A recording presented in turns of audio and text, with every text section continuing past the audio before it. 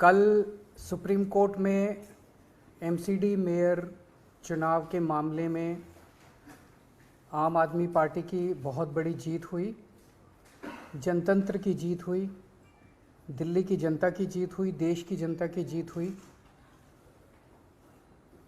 जो गलत तरीके से एलजी साहब और बीजेपी वाले हारने के बावजूद भी जोर ज़बरदस्ती करके असंवैधानिक तरीके से, गैरकानूनी तरीके से बीजेपी का मेयर बनाने की कोशिश कर रहे थे, उस षड्यंत्र को एक तरह से नाकाम कर दिया सुप्रीम कोर्ट ने।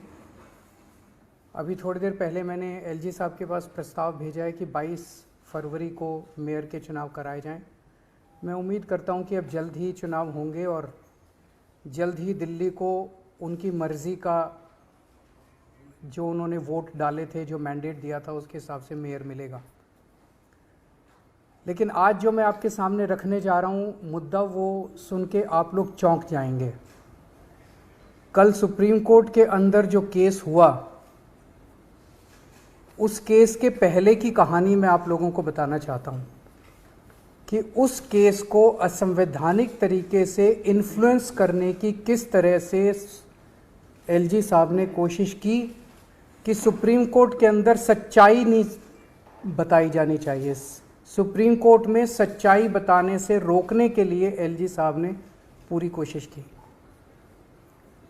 शैली ओबेरॉय जो हमारी मेयर कैंडिडेट हैं, उन्होंने सुप्रीम कोर्ट में केस किया। उस केस में उन्होंने दिल्ली सरकार और एलजी दोनों को अलग अलग पार्टी बनाया, क्योंकि दोनों के व्यूज़ अलग अलग थे। एलजी साहब ने कुछ कदम उठाए थे जो दिल्ली सरकार के मुताबिक असंवैधानिक थे, गैरकानूनी थे। तो शैली ओबेरॉय ने दिल्ली सरकार को, एलजी को अलग अलग पार्टी बनाया। दिल्ली सरकार ने यूडी सेक्रेटरी को आदेश दिए कि इस केस में गौतम नारायण को दिल्ली सरकार की तरफ से वकील नियुक्त किया जाए। दिल्ली सरकार की अपनी मर्जी है कि वो किसी को भी वकील बना सकती है। एलजी साहब ने 9 फरवरी की रात को, मुझे याद है कि अगले दिन केस था, 9 फरवरी की रात को यूडी सेक्रेटरी को ये आदेश जारी किया। इसकी कॉपी हम लोगों ने आपको भेज दी है। इसका सेकंड पैराग्राफ अगर आप पढ़ेंगे तो एलजी साहब ये कह रहे हैं कि honourable lieutenant governor has desired that urban development department shall defend this petition. उन्होंने कहा, एलजी साहब ने, कि पहली चीज, आप मेरा वकील ही दिल्ली सरकार का वकील भी लगाइए। श्री तुषार मेहता एलजी साहब के वकील थे। दिल्ली सरकार के अफसर को आदेश दिया गया कि तुषार मेहता को ही दिल्ली सरकार का वकील भी लगाइए। तेरा वकील तो तेरा वकील भी मेरा वकील और मेरा वकील भी मेरा वकील। मतलब ये तो दुनिया के इतिहास में पहली बार हो रहा होगा कि दो अपोजिंग पार्टियां, दोनों अपोजिंग पार्टी का वकील एक ही होगा। तेरा वकील भी मेरा वकील और मेरा वकील भी मेरा वकील। तुषार मेहता दिल्ली सरकार का वकील और तुषार मेहता जो है वो एलजी का भी वकील। फिर इसमें लिखा है कि Delhi urban development department shall defend this petition. LG साहब उसको कह रहे हैं, अफसर को, कि जितने गलत काम मैंने किया आपको सुप्रीम कोर्ट में उसको डिफेंड करना है। आपको सच्चाई नहीं बतानी, आपको देख के सुप्रीम कोर्ट के अंदर मेरे सारे गलत कामों को डिफेंड करना है। एक किया। दूसरा आदेश, you should engage the services of Shri Tushar Mehta. मेरा वकील तुषार मेहता है, तुम भी तुषार मेहता को करो, तुम अपना वकील गौतम नारायण को मत करो। और तीसरा कहते हैं, counter affidavit has been file, कि तुम वहां क्या बोलोगे ये भी मैं तय करूंगा। तुम्हारा वकील ऑपोजिट पार्टी, दो पार्टियां कोर्ट में हैं।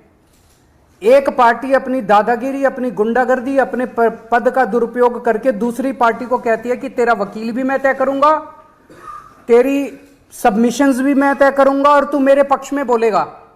ये तो इन्होंने, ये क्या है? तो ये दो डायरेक्शन जब उस अफसर के पास गई, उस अफसर को दिल्ली सरकार के मनीष सिसोदिया जी ने डायरेक्शन दी कि आप गौतम नारायण को कीजिए, एलजी साहब ने डायरेक्शन दी कि आप तुषार मेहता को कीजिए। वो बेचारा अफसर, आप सोच सकते हैं क्या करता। उसके पास कोई चारा नहीं था, उसने तुषार मेहता जी के पक्ष में अपना वकालतनामा दी। दिल्ली सरकार के का वकालतनामा भी तुषार मेहता जी के पक्ष में दे दिया। क्यों दिया? उस अफसर के पास दो ऑर्डर थे, एक दिल्ली सरकार के मंत्री का ऑर्डर था जिसके अंडर में वो काम करता है, उसका एलजी से कोई लेना देना नहीं है उस अफसर का, और एक एलजी का ऑर्डर था। एलजी कह रहे हैं तुषार मेहता को वकील लगाओ, ये क्या मंत्री जी कह रहे हैं, उसके अपने मंत्री जी कह रहे हैं कि गौतम, उसने तुषार मेहता के वकालत के पक्ष में वकालतनामा दे दिया। तो तुषार मेहता सुप्रीम कोर्ट के अंदर दोनों पार्टियों की तरफ से खड़े थे, दिल्ली सरकार की तरफ से भी खड़े थे और एलजी साहब की तरफ से भी खड़े थे। जाहिर तौर पे अफसर के यहाँ पे बंदूक रख के उसको धमकी दे के तेरे को सस्पेंड कर देंगे, तेरे को ट्रांसफ़र कर देंगे, तेरा करियर बर्बाद कर देंगे, उससे ज़बरदस्ती करके और वो वकालतनामा दिलवाया गया। एलजी ने ऐसा क्यों किया? एलजी ने ऐसा इसलिए किया, एलजी साहब जानते थे कि उन्होंने जितने काम किए हैं वो गैर कानूनी है, असंवैधानिक है। अगर सुप्रीम कोर्ट के अंदर उनकी पोल खुल गई तो एलजी मुंह दिखाने के लायक नहीं बचेंगे। इसीलिए उन्होंने गुंडागर्दी करके, अपना पद का दुरुपयोग करके उन्होंने दोनों पक्षों का वकील एक करवाया, दोनों पक्षों का काउंटर एफिडेविट एक करवाया।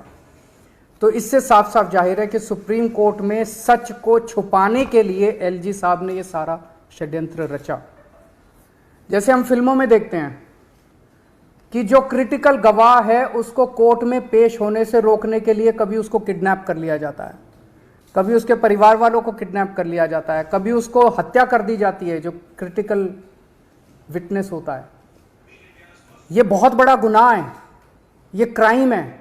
एलजी साहब ने जो किया वो वही काम किया कि एक पार्टी के सच्चाई को सुप्रीम कोर्ट के सामने रखने से रोकने के लिए उन्होंने अपना ये सारा षड्यंत्र रचा। ये मैंने कई वकीलों से सुबह से बात की है। This amounts to, LG's action amounts to interference in the administration of justice.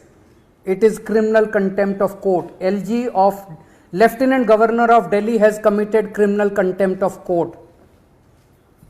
मैंने आज एलजी साहब को ये चिट्ठी भी लिखी है, आप लोगों को उस चिट्ठी की कॉपी भी दे दी है, और मेरी एलजी साहब से अपील है कि इस तरह से गुंडागर्दी करके दिल्ली को चलाने की कोशिश मत कीजिए। दिल्ली के कामों में, चुनी हुई सरकार के काम में इस तरह से गुंडागर्दी करके दखलंदाजी मत कीजिए।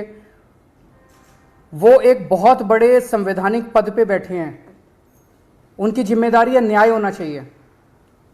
सुप्रीम कोर्ट के अंदर केस चल रहा है तो उनकी जिम्मेदारी है एक फादर फिगर की तरह कि सारी पार्टियों का पक्ष सच्चाई के साथ रखा जाए, फिर जो भी कोर्ट निर्णय ले। लेकिन उन्होंने उसको करने से रोका। ये तो अच्छा हुआ, जो मुद्दे थे दिल्ली सरकार से सुप्रीम कोर्ट को कुछ पूछने की जरूरत नहीं पड़ी। सुप्रीम कोर्ट को 5 मिनट के अंदर मुद्दा समझ में आ गया। अगर सुप्रीम कोर्ट बाई चांस कल ये पूछता कि दिल्ली सरकार का वकील कौन है, दिल्ली सरकार हमें ये बताए, तो दो लोग खड़े होते। एक तुषार मेहता खड़ा होता जिसके पास अफसर का वकालतनामा था, और एक गौतम नारायण खड़ा होता जिसके पास मनीष सिसोदिया का वकालतनामा था। ये क्या है? एलजी साहब कर क्या रहे हैं? अगर आपके कोई प्रश्न है तो आप। कोर्ट में आपकी तरफ से वकील, आम आदमी पार्टी की तरफ से वकील थे, वो था शैली ओबरॉय। शैली ओबरॉय ने दो लोगों को पार्टी बनाया, एक दिल्ली सरकार को और एक एलजी को। उन्हीं मुद्दों पे एलजी के अलग वो थे, दिल्ली सरकार के अलग थे, तो दो अलग वकील होने चाहिए थे। तो मान लीजिए कोर्ट एक मुद्दे पे पूछता, दिल्ली सरकार आपको क्या कहना है, एलजी साहब आपको क्या कहना है, कोर्ट को पूछने की जरूरत नहीं पड़ी। कल आपने देखा कि 5 मिनट के अंदर जज साहब को पूरा मुद्दा समझ आ गया, उसके बाद उन्होंने ऑर्डर कर दिया।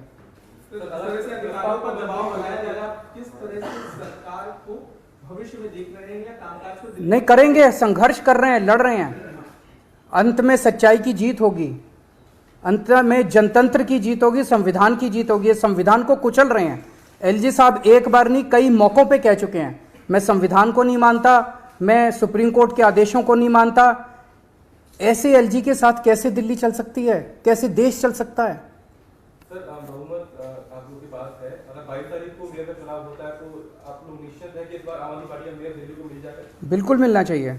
जब हमारे पास नंबर्स हैं, आप सब लोग जानते हैं कि हमारे पास नंबर्स हैं, और नंबर्स भी 1-2 नहीं, लगभग 30-40 से भी ज़्यादा हमारी मेजॉरिटी है, उनसे ज़्यादा है।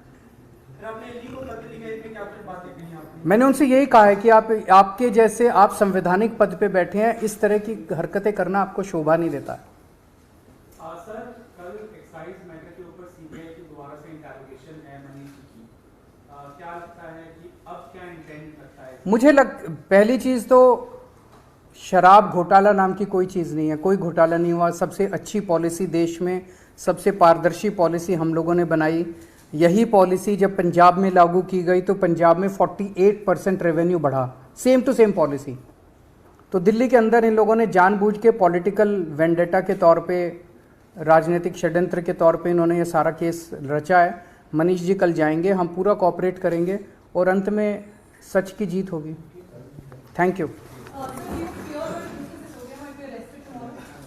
ये तो वही बताएंगे, मैं कैसे बता सकता हूँ।